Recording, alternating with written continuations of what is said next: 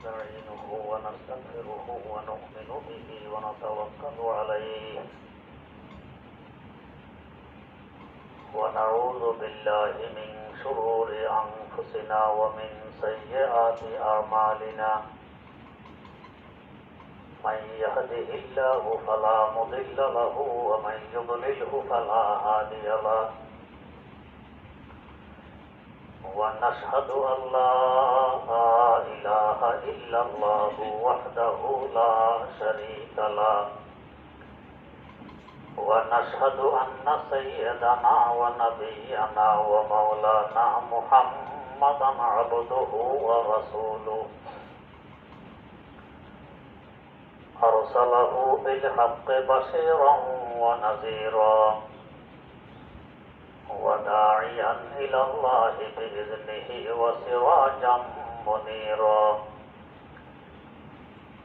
صلى الله تعالى عليه وعلى آله وأصحابه وسلم تسليما كثيرا كثيرا أما بعد فأعوذ بالله من الشيطان الرجيم بسم الله الرحمن الرحيم إن الله يأمر بالعدل والإحسان وإيتاء ذي القربى وينهى عن الفحشاء والمنكر والبغي يعظكم لعلكم تذكرون وأوفوا بعهد الله إذا عاهدتم ولا تنقضوا الأيمان بعد توكيدها وقد جعلتم الله عليكم كفيلا إن الله يعلم ما تفعلون ولا تكونوا كالتي نقضت غزلها من بعد قوة أنكاسا تتخذون أيمانكم دخلا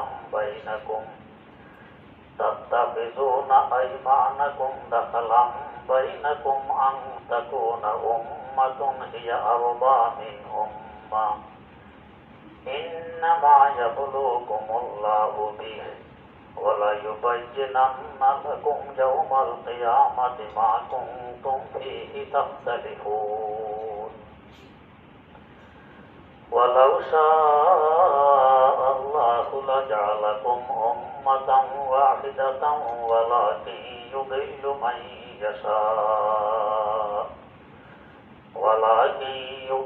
من يشاء ويهدي من يشاء ولتسألن عما كنتم تعملون صدق الله مولانا العظيم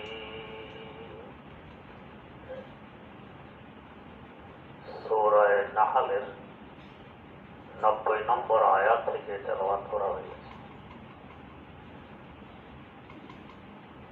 তেলাওয়াতকৃত আয়াতগুলো সম্পর্কে গত কয়েক মজলিসে আলোচনা হয়েছিল। প্রথম আয়াতে আল্লাহ পাক গুরুত্বপূর্ণ 3টি কাজের আদেশ এবং 3টি কাজ থেকে নিষেধ করেছেন। নিষেধ করেছেন 1 নম্বর আল ফাহাশা, যে কোনো মানুষ বোঝে খারাপ কাজটি খারাপ, কথাটি খারাপ, অবৈধ। দিন ধর্ম না মানলেও বোঝে এটি খারাপ কাজ, এটাকে বলে ফাহাশা। যেমন জিনা, ব্যভিচার, সমকামিতা, মিথ্যা, ধোঁকা, প্রতারণা, সবাই বোঝে এগুলো খারাপ কাজ। ওয়াল মুনকার, দিন ধর্ম বলে এগুলো খারাপ কাজ। ওয়াল বাগি, বাগিয়ে কি এই সম্পর্কে আজকের আলোচনা। এর শাব্দিক অর্থ হল সীমা অতিক্রম করা, উদ্দেশ্য হল জুলুম। জুলুম অত্যাচার থেকে আল্লাহ পাক গুরুত্বের সাথে নিষেধ করতেছেন। ইনসাফ বলা হয় ওয়াজনু শাইয়্যি ফি মাহাল্লিহি, প্রত্যেক বস্তুকে নিজ নিজ স্থানে রাখতে পারা হলো ইনসাফ। এর ব্যতিক্রম করা হলো জুলুম। জুলুম অত্যাচার মারাত্মকতম একটি অপরাধ, এমন মারাত্মক অপরাধ হাদিস শরীফে আছে, সাধারণত গুনাহের শাস্তি আল্লাহ পাক দিয়ে থাকবেন আখিরাতে। কিছু গুনাহ আছে এগুলোর শাস্তি দুনিয়াতেও দিয়ে দেন, আখিরাতে তো হবেই। এর মধ্যে একটি মারাত্মকতম অপরাধ হলো জুলুম। এর শাস্তি আল্লাহ পাক আখিরাতে তো দিবেনই, দুনিয়াতেও দিয়ে দেন, যাতে অন্যান্য জালেমরা দেখে শিক্ষা গ্রহণ করতে পারে জুলুমের পরিণতি কি হয়। জালেম কখনো বুঝতে পারে আমার জুলুমের পরিণাম, কখনো বুঝতে পারে না। পরকার না পরক জালেমের শাস্তি আল্লাহ পাক দুনিয়াতে দিয়ে দেন। হাজ্জাজ বিন ইউসুফ প্রসিদ্ধ জালেম, হাজার হাজার নিরপরাধ মুসলমানকে সে শহীদ করেছে, বিশেষ করে আলেম ওলামাদেরকে। আলেমদেরকে সে ভয় পেত, এরা যদি কখনো খেপে যায় ক্ষমতায় থাকা সম্ভব হবে না। তাই সে আলেমদের উপরে জুলুম অত্যাচার করেছে সীমাতিরিক্ত। কেমন জুলুম? হযরত ইব্রাহিম আন-নাখঈ রাহিমাহুল্লাহ, আমাদের মাযহাবের ইমাম, ইমামুদ দুনিয়া, ইমামুল আইম্মা, গোটা জগৎবাসীর পথ প্রদর্শক, ইমামদেরও ইমাম, ইমাম আযম হযরত আবু হানিফা রাহিমাহুল্লাহ, তার ওস্তাদ ছিলেন হযরত ইমাম হাম্মাদ রাহিমাহুল্লাহ, তার ওস্তাদ ছিলেন হযরত ইব্রাহিম আন-নাখঈ রাহিমাহুল্লাহ। আর ইব্রাহিম আন-নাখঈর ওস্তাদ হযরত আলকামা রাহিমাহুল্লাহ, তার ওস্তাদ হযরত সাহাবী রাসূল ইবনে মাসউদ রাদিয়াল্লাহু তাআলা আনহু। যে ইবনে মাসউদ রাদিয়াল্লাহু তাআলা আনহু উপরে অধিকাংশ হানাফি মাযহাবের ভিত্তি।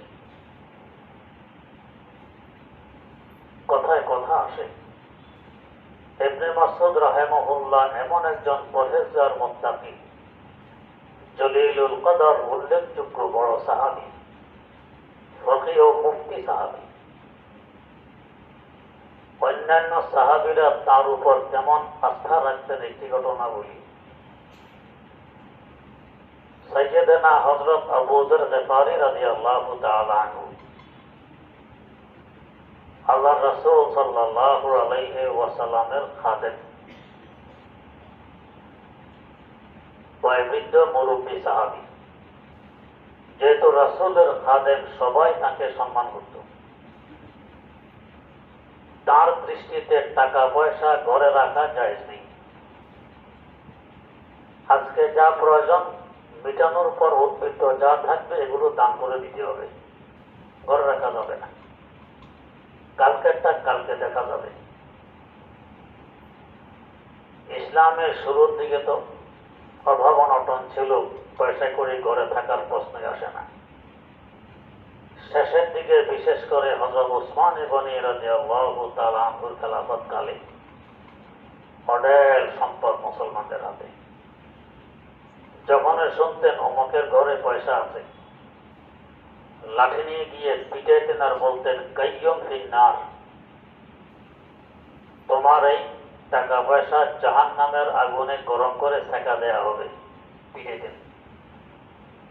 সাহাবায়ে কেরাম যেহেতু খাদেমে রাসূল, আদব রক্ষার্থে কিছু বলতেন না, কিন্তু পিটুনি কত সহ্য করা যায়। খলিফাতুল মুসলিমিন উসমান গনি রাদিয়াল্লাহু তাআলা আনহুকে জানানো হইল, হযরত ওসমান ক্ষমতাসীন, যে কোনো হুকুম দিতে পারেন, কিন্তু খাদেমে রাসূল ইজ্জতে এহতারাম সকলের অন্তরে। দেখলেন যে আমার কোনো কৌশল এখানে চলবে না। মুআবিয়া বড় কৌশলী, তাকে বলে দেখি। হযরত মুআবিয়াকে জানাইলেন, তুমি আবু জাহলকে দাওয়াত দিয়ে সিরিয়ায় নিয়ে যাও।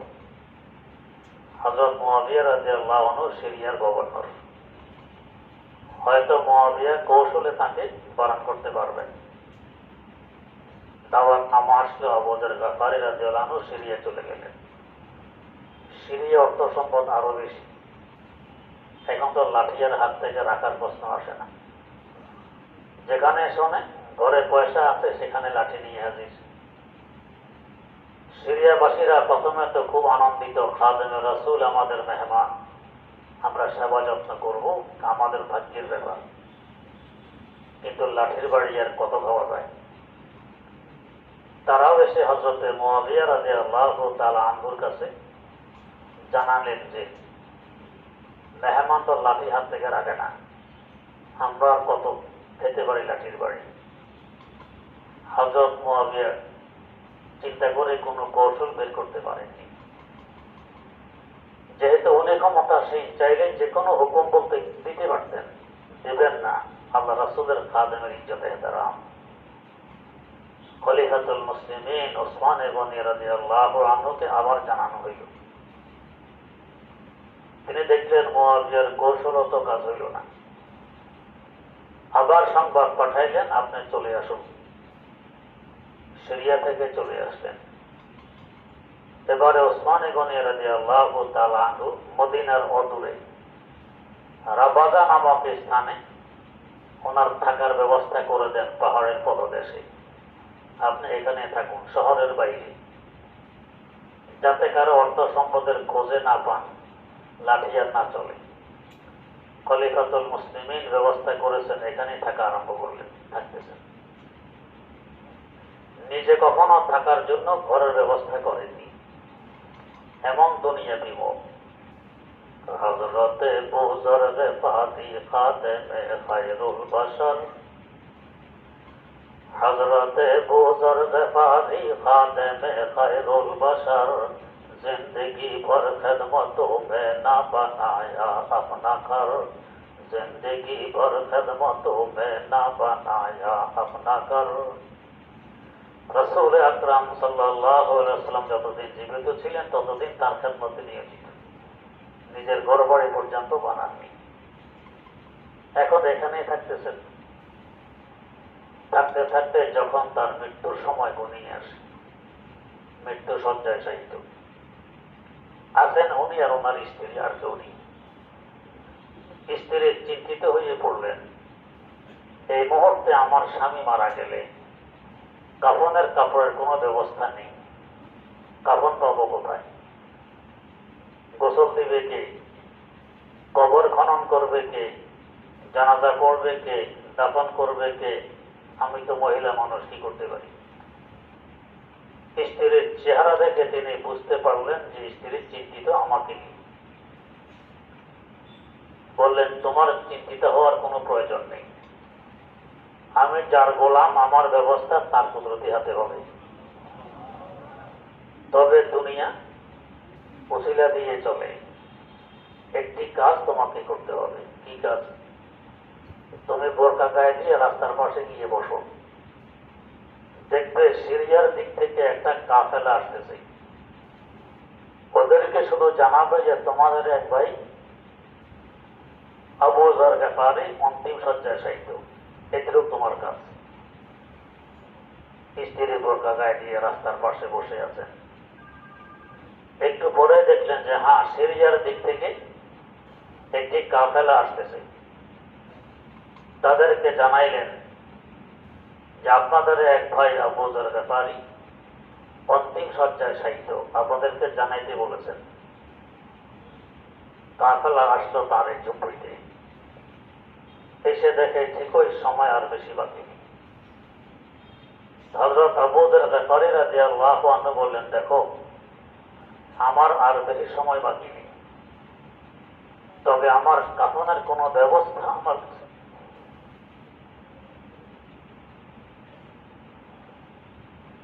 কেমন দুনিয়া বিমুখ ছিলেন, কাফনের ব্যবস্থা আমার কাছে নেই, তোমরা কি কেউ ব্যবস্থা করতে পারো? একজন বললেন, হ্যাঁ আমার কাছে কাপড় আছে, এই নেন, কাপড় দিয়ে দিলাম। বললেন, তোমার কাপড় আমি গ্রহণ করতে পারবো না। কেন? তুমি সরকারি চাকরি করো। কোন জমানা সরকারি? সাহাবায়ে কেরামের জমানায় সরকার ওসমান গনি রাদিয়াল্লাহু আনহু। তারপরও বললেন, তুমি সরকারি চাকরি করো, তাই তোমার কাপড় আমি গ্রহণ করতে পারবো না। কেমন সতর্কতা অবলম্বন করতেন। কারণ সরকার বেতন দেয়, বিভিন্ন জায়গা থেকে খাজনা, ওসর, সাদাকা, ট্যাক্স ইত্যাদি থেকে মাঝে মধ্যে যারা উসুল করতে যায় জোর জবরদস্তি করে উসুল করে নিয়ে আসে, জুলুম হয়ে যায়। ওইখান থেকে বেতন দেয়া হয়, তোমার এই কাপড় আমি গ্রহণ করতে পারবো না। সময় বেশি বাকি নেই, এখন বিদায় দিবেন, কাপড়ের প্রয়োজন, তারপরও গ্রহণ করতে পারবো না। তখন ওই কাফেলায় হযরত ইবনে মাসউদ রাদিয়াল্লাহু তাআলা আনহু ছিলেন। তিনি তার চাদরটা খুলে দিয়ে দিলেন যে আমার চাদর দেখো, হ্যাঁ তোমারটা নেব।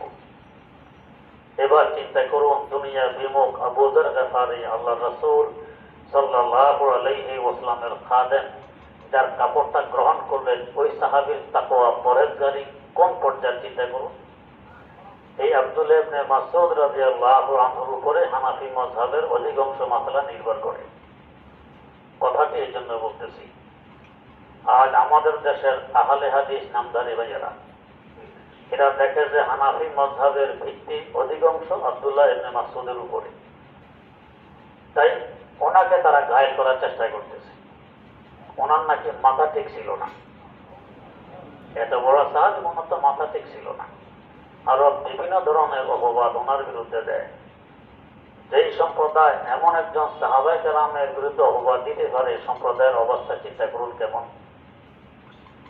যাই হোক, তো ওনার ছাত্র হযরত আলকামা রাদিয়াল্লাহু আনহু, ওনার ছাত্র ইব্রাহিম নাখঈ রাহিমাহুল্লাহ, মুজতাহিদে মতলব। ইমাম আযম আবু হানিফা রাহিমাহুল্লাহ যেমন মুজতাহিদ, ওনার দাদা ওস্তাদও তেমনই মুজতাহিদ ইব্রাহিম নাখঈ, হাজ্জাজ বিন ইউসুফের জমানা। সে দেখলো যদি এই ইব্রাহিম নাখঈ একটা ডাক দেয়, আমার ক্ষমতার ঠিকান নয়, ইব্রাহিম নাখঈকে দমাই দিও। ওয়ারেন্ট জারি করে দিল। পুলিশ খুঁজতেছে ইব্রাহিম নাখঈকে, খুঁজতে খুঁজতে কুফা শহরে আরেক ইব্রাহিম ছিলেন, তিনি ছিলেন ইব্রাহিম তাইমি রাহিমাহুল্লাহ। দুইজনে ইব্রাহিম, একজন ইব্রাহিম নাখঈ আর একজন ইব্রাহিম তাইমি। উভয়জন কুফার বাসিন্দা, একই সময়ের, উভয়জনের ওস্তাদ শাগির্দ প্রায় এক। তাইমি এবং নাখঈ দিয়ে পার্থক্য করা হয় দুই ইব্রাহিম। ইব্রাহিম তাইমিও জানেন হাজ্জাজ বিন ইউসুফ ওয়ারেন্ট জারি করেছে ইব্রাহিম নাখঈর বিরুদ্ধে। তিনি তখন সবচেয়ে বড় আলেম। পুলিশ খুঁজতে খুঁজতে ইব্রাহিম তাইমির কাছে এসে জিজ্ঞেস করে, হুজুর আপনার কি নাম? বললেন, আমার নাম ইব্রাহিম। তাইমি বললেন না, ইচ্ছাপূর্বক। জানেন ওয়ারেন্ট আমার বিরুদ্ধে নয়, ইব্রাহিম নাখঈর বিরুদ্ধে। যদি আমি বলি আমি ইব্রাহিম তাইমি, এরা ইব্রাহিম নাখঈকে খুঁজবে, বের করে বন্দী করে নিয়ে যাবে। এত বড় একজন মুজতাহিদ, এত বড় একজন আলেম জেলখানায় বন্দী থাকবে, এলেমের খেদমত বন্ধ হবে, উম্মত ক্ষতিগ্রস্ত হবে। আমি ইব্রাহিম তাইমি জিন্দা থাকলে কি, মারা গেলে কি, জেলখানায় গেলে কি, বাইরে থাকলে কি, এরা ইব্রাহিম নাখঈ মনে করে আমাকে জেলখানায় বন্দী করলে এই সুযোগে ইব্রাহিম নাখঈ স্বাধীনভাবে এলেমের খেদমত করতে পারবে, দ্বীনের খেদমত করতে পারবে, জগৎবাসী উপকৃত হবে। একে বলে ঈসার, নিজের উপর অন্যকে অগ্রাধিকার দেয়া। তাই নাখঈ বললেন না, তাইমিও বললেন না, বলেন আমি ইব্রাহিম। পুলিশ মনে করলো এই তো আমাদের আসামি, ওনাকে ধরে নিয়ে বন্দী করল ইরাকের একটি ব্যতিক্রম ধর্মী জেলখানা, যাকে বলা হয় সিজনুদ দিমার। সিজন মানে জেলখানা, সিজনুদ দিমার, দিমারের জেলখানা। এই জেলখানার বৈশিষ্ট্য ছিল চতুর্দিকে ওয়াল আছে, উপরে কোনো ছাদ নেই, কোনো চাল নেই। বৃষ্টি আসলে কয়েদিরা ভিজে, আর রৌদ্র আসলে রৌদ্রে পড়ে। ইব্রাহিম তাইমি রাহিমাহুল্লাহ তাআলাকে এখানে বন্দী করা হইল। আর খাবার পরিবেশন করে বকদরে সদ্দে রুমুক, যে পরিমাণ খাওয়া দাওয়া করলে মানুষ মরবে না এই পরিমাণে অতিরিক্ত খাবার দেওয়া হইত না। ওনার আম্মাও জানতেন ওয়ারেন ইব্রাহিমের নাখের বিরুদ্ধে, আমার ছেলে ইব্রাহিমের তাইমির বিরুদ্ধে নয়। এরপর আম্মা কোনোদিন বলেননি তোমরা ভুলে আমার ছেলেকে জেলখানায় বন্দী করেছ, আমার ছেলে তো ইব্রাহিমের নাকি নয়। কারণ আম্মাটা কার আম্মা? আম্মার কথা ভাবেন, আমার ছেলের বিনিময়ে যদি ইব্রাহিমের নাকি বাইরে থেকে স্বাধীনভাবে এলেমের খেদমত করতে পারে, দ্বীনের খেদমত করতে পারে, জগৎবাসী উপকৃত হবে, এতে আমিও ধন্য হব, আমার ছেলেও ধন্য হবে। আম্মাও বলতেছেন না। ইব্রাহিম তাইমি জেলখানায়। অনেক দিন পর আম্মা অনুমতি পেলেন ছেলের সাথে সাক্ষাতের। জেলখানার গেইটে গেলেন, ছেলেকে আনা হইল আম্মার সাথে সাক্ষাতের জন্য। মায়ের পেটের সন্তান হওয়া সত্ত্বেও ছেলেকে দেখে চিনতে পারলেন না কাকে আনা হয়েছে। রৌদ্রে পড়তে পড়তে শরীরের চামড়া কয়লার ন্যায় কালো হয়ে গেছে। খাবারের অভাবে চামড়া হাড্ডিতে লেগে গেছে, চোখ ভিতরে ঢুকে গরম হয়ে গেছে। চিনতে পারলেন না কাকে আনলো আমার সামনে। কথা বলার পরে বুঝলেন এই তো আমার ছেলে ইব্রাহিম তাইমি। এরপরেও মাও বললেন না তোমরা আমার ছেলেকে ভুলে নিয়ে এসে বন্দী করেছ, ছেলেও বলতেছেন না তোমরা আমাকে ভুলে এনে বন্দী করেছ। দ্বীনের খেদমত, এলেমের খেদমত যাতে হয়, তাদের দৃষ্টিতে নিজের জীবন থেকে এলেমের মূল্য বেশি, দ্বীনের মূল্য বেশি। আজ আমরা এলেমের বিরোধিতা করি, মাদ্রাসার বিরোধিতা করি, আলেম সমাজের বিরোধিতা করি, বুঝি না, চিনি না এলেম কি, মাদ্রাসা কি। সামান্যতম সহযোগিতা করতে পারলে তো আমাকে আমি ধন্য মনে করব। আল্লাহ পাক আমার দ্বারা এতটুকু মাদ্রাসার এলেমের সহযোগিতা দিয়েছেন, না নিলে তো আমার কপাল পড়ছে। এইভাবে জেলখানায় থাকতে থাকতে উনি এক সময় জেলখানায় শাহাদত বরণ করেন। কেমন জুলুম এই ইব্রাহিম তাইমির উপরে হয়েছে। এইভাবে হাজার হাজার আলেম ওলামার উপরে জুলুম করেছে হাজ্জাজ বিন ইউসুফ। এক সময় তার পেটের ব্যথা হাজ্জাজ বিন ইউসুফের। যতই চিকিৎসা করে চিকিৎসায় কাজ হয় না, ডাক্তার কবিরা সব ফেল, কোনো ওষুধ ক্রিয়া করে না। এক হাকিম এসে তার অবস্থা সব শুনে এক টুকরা গোশতকে সুতা দিয়ে বেঁধে তাকে বললো আপনি টুকরাটা গিলুন। হাজ্জাজ বিন ইউসুফ গোশতের টুকরাটা গিলেছে। গিলার পর হাকিম সুতা টেনে টুকরাটা বের করে নিয়ে আসলেন। আনার পর দেখে ছোট ছোট হাজার হাজার পোকা এই টুকরাতে কামড় দিয়ে দৌড়ে যাচ্ছে। তখন বলো যে এটা হলো সেই জুলুমের বিনিময়, যে আলেম ওলামাদের উপর জুলুম করেছেন, এর বিনিময়ে আল্লাহ পাক হাজার হাজার পোকা পেটে সৃষ্টি করে দিয়েছে, এরা কামড়ায়, এই রোগ ভালো হবে না। এই পোকার কামড়েই শেষমেশ হাজ্জাজ বিন ইউসুফ দুনিয়া থেকে বিদায় নেয়। জুলুমের পরিণাম। बतर सज आहे मजलूमा के हंगामे दौड़ा कर दम, बतर सज आहे मजलूमा के हंगामे दौड़ा कर दम, इजाबत अज दर हक बहर इस्तकबाल मी आयात, इजाबत अज दर हक बहर इस्तकबाल मी आयात। যারা মজলুম, অত্যাচারিত, নিপীড়িত, এদের আহকে ভয় করতে হয়, দীর্ঘ শ্বাসকে ভয় করতে হয়, বদদোয়া দিতে হয় না অন্তর থেকে। যে কষ্ট আসে এতে লেগে যায়, বদদোয়া দিতে হয় না। তারা তো বদদোয়া দেন না কিন্তু দিতে হয় না। এই জুলুমের শাস্তি আল্লাহ পাক দুনিয়া তো নিয়ে নেন, আখিরাত তো দিবেন। এই আয়াতের তাফসীরে বাগী শব্দের তাফসীরে লেখা আছে, রাসূল আকরাম সাল্লাল্লাহু আলাইহি ওয়াসাল্লাম বলেন, জুলুম এমন একটি মারাত্মকতম অপরাধ আর গুনাহ আখিরাতে তো তার শাস্তি আছেই, কঠোর শাস্তি। দুনিয়াতে আল্লাহ পাক দিয়ে দেখাইয়ে দেন জালেমের শাস্তি কি হয়, একটু দেখে নাও। মারাত্মকতম অপরাধ। তাই সামান্যতম জুলুম যাতে আমার থেকে না হয় সতর্ক থাকা লাগবে। শুধু মানুষের উপর জুলুম নয়, অন্যান্য হায়াওয়ান, জানোয়ার, গাছালের উপর পর্যন্ত আমরা জুলুম করি।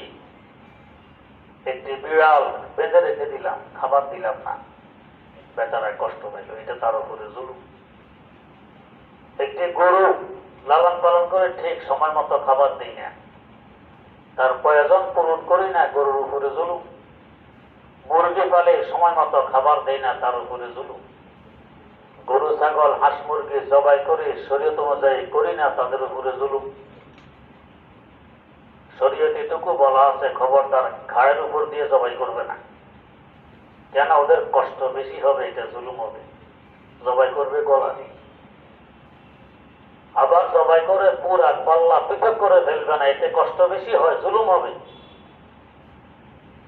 মুরগি জবাই কোনকে গাড় ভেঙে দেয়, এভাবে ভাঙা নিষেধ, মাকরুহের তাহরিমের গুনাহ হবে, কেন? এতে ওর কষ্ট হয়, জুলুম হয়। জুলুম মারাত্মকতম অপরাধ। তেমনি ভাবে মুরগি জবাই করেছি, এখনো ঠান্ডা হয়নি, মারা যায়নি। গরু, ছাগল জবাই করেছি, ঠান্ডা হয়নি, মারা যায়নি, এখনই চাম্মা ছিলে আরম্ভ করে দিয়েছে। ইন্না লিল্লাহি ওয়া ইন্না ইলাইহি রাজিউন। আমার চামড়া যদি জীবিত অবস্থায় কেউ ছিলতে আরম্ভ করে, কেমন লাগবে আমার কাছে? এই অবস্থা তো তার কাছেও লাগতেছে। আমার যেমন জীবন আছে, তারও তো জীবন আছে। হাদিস শরীফ আছে, ঠান্ডা হওয়ার আগে আর অস্ত্র চালানো যাবে না, চামড়াও ছিঁড়া যাবে না, মাকরুহের তাহরিমের গুনাহ হবে। গুনাহ ঠান্ডা হবে তারপরে করব, 1-1 মিনিট সময় তো লাগবে, এতেও ধৈর্য ধরা যায় না। সে দুর্বল, তাই বলে কি আমি জুলুম করে ফেলবো তার উপর? আমার যেমন একটি জান, তারও তো একটি জান। জান হওয়া হিসাবে উভয়টা সমান। এখানে কে সবল কে দুর্বল দেখার বিষয় নয়। তো শুধু মানুষ নয়, হায়াওয়ান, জানোয়ার উপরও জুলুম করা বৈধ নয়, গুনাহ হবে। আবার তাদের উপর সদয় হই, এর বিনিময়ে আখিরাতে তো পাওয়া যাবে যাবে, দুনিয়াতেও আল্লাহ পাক দিয়ে দেন। একদিন মনে হয় বলেছিলাম, আমাদের বাড়িতে এক মিস্ত্রি কাজ করতেন। মিস্ত্রি তো পরহেজগার ছিলেন, তাহাজ্জুদ গুজার মিস্ত্রি। আল্লাহ, যে বুজুর্গের বংশের আমরা, বুজুর্গের মাজার আমাদের বাড়ির সামনে, আলহামদুলিল্লাহ মাজারের চিহ্ন নেই। ওই মিস্ত্রি আমাদের কাতারিতে থাকতেন। উনি বলতেন, রাত্রে দেখি ঝাঁকে ঝাঁকে সাদা জুব্বা পাগড়ি নিয়ে এখানে জিয়ারত করতে আসে। কারণ কি? কারণ এখানে তো হযরত শাহজালাল মুজাররদ ইয়ামানী রহমাতুল্লাহ আলাইহির সাথে 360 আউলিয়ার একজন এখানে আরাম করতেছে। তাই বিভিন্ন জিনেরাও এসে এখানে জিয়ারত করে। তো ওই মিস্ত্রি বললেন, তো হুজুর, আমি আগে গুগু পাখি শিকার করতাম। গুগু পাখি তালগাছের আগায় খাঁচা বসায়, একটা গুগু আটকা পড়ছে, নামাইতে গিয়ে খাঁচাটাও আটক হয়ে গেছে তালগাছের আগায়। আমি নিজে উঠলাম গাছের আগায়, উঠে দেখি গাছের আগায় এই গুগু পাখির বাসা। যে গুগু খাঁচার ভিতরে আটক হয়ে গেছে, বন্ধ হয়ে গেছে, তার বাসা এই গাছের আগায়। ছোট ছোট কয়েকটা বাচ্চা, এরা চিল্লাচিল্লি করতেছে, আর মা ভিতরে ধড়ফড় করতেছে। মা বেরোতেই পারতেছে না বাচ্চাদের জন্য, বাচ্চারাও মাকে বের করতে পারতেছে না। এখানে খাঁচার ভিতরে ধড়ফড় করে, ওখানে বাচ্চারা বাসার মধ্যে ধড়ফড় করে। আমার অন্তরে একটা ধাক্কা লাগলো যে আমার বাচ্চারা যদি এরকম ছোট থাকতো, আমাকে কেউ নিয়ে যেত, আমার বাচ্চাদের কি দশা করতো, আমার কাছে কেমন লাগতো, বাচ্চাদের কাছে কেমন লাগতো। পিতা মাতার প্রিয় হয় যন্ত্রণা, এটা পিতা মাতাই বোঝে, আর যে বাচ্চারা কখনো দূরে গেছে তারাই বোঝে।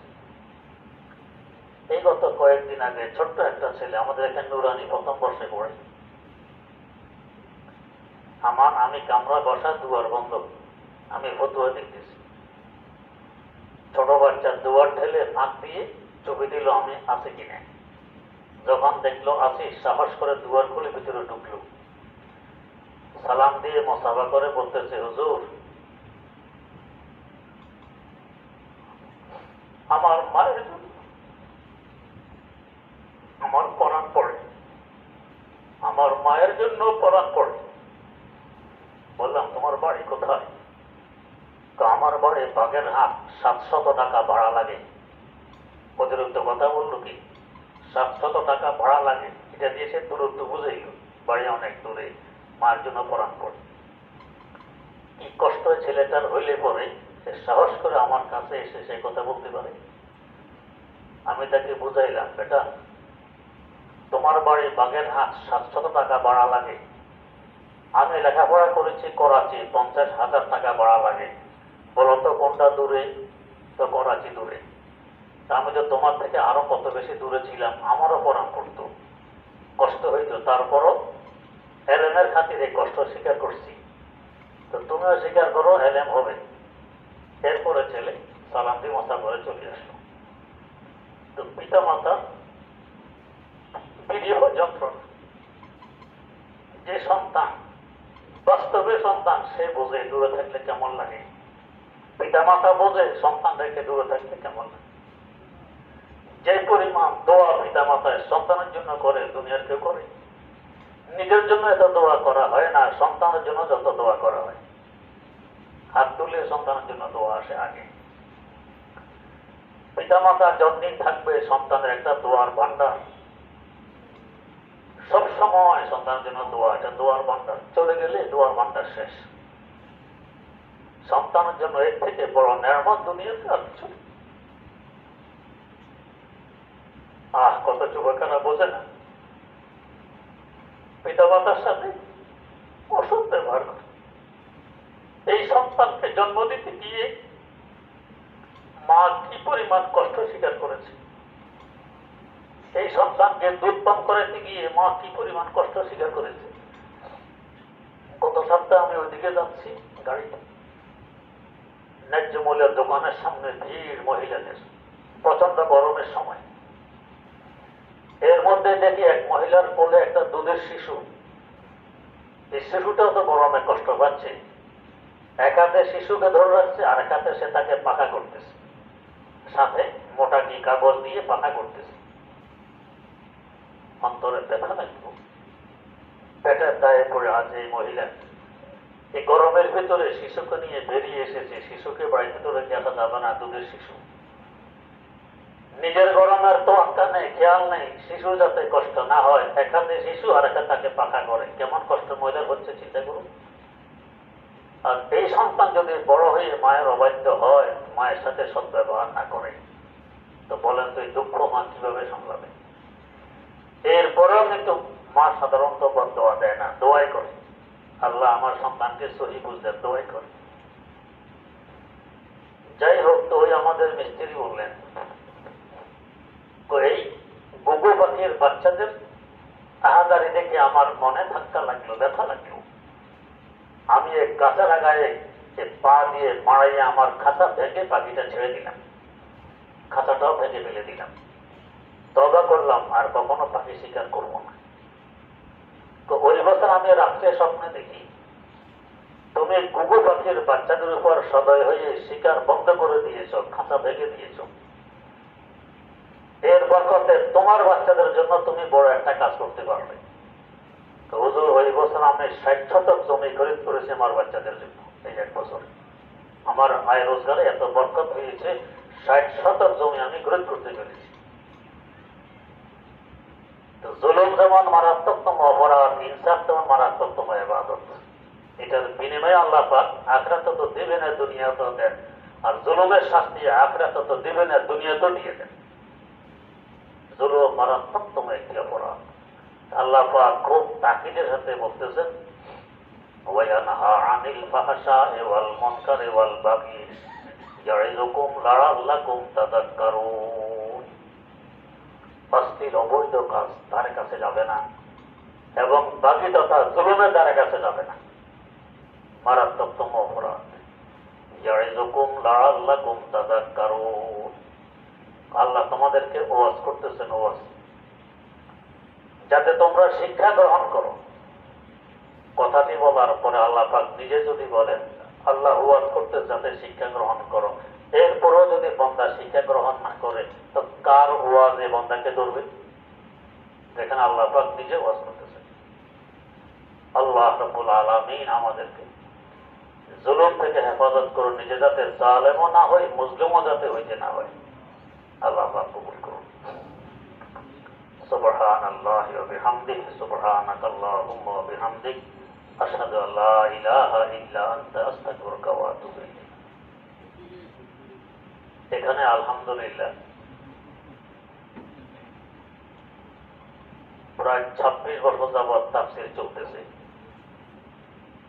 14তম পারায় আলহামদুলিল্লাহ আসা হয়েছে এই পর্যন্ত। আগামী শুক্রবার আমার একটু হজের সফর আছে। আগামী শুক্রবার থেকে তাফসীর বন্ধ থাকবে। ফিরে আসলে যদি আল্লাহ পাক ফিরে আনেন, তৌফিক দিলে ইনশাআল্লাহ আবার শুরু হবে। খোঁজ নিলে জানতে পারবেন যে কবে ফিরে আসা হয়। আগের ডেট ছিল আগামী মাসের 26 তারিখ, 8 তারিখে যাওয়া, 26 তারিখে ফিরা, 10 দিনের সফর, 15 দিনের সফর। এখন আসার ডেটটি ঠিক রয়নি। চেষ্টা করব ওই ডেটে আসতে, চেষ্টা না করলে হয়তো কিছু দেরি হইতে পারে।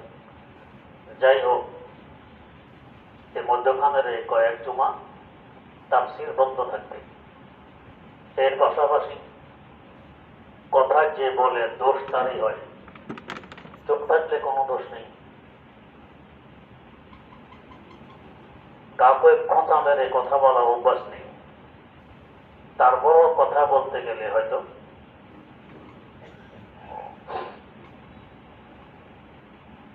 কারো মনে কোনো আঘাত লাগতে পারে, লাগাই স্বাভাবিক। আমি আপনাদের কারো ছেলের সমান, কারো ভাইয়ের সমান।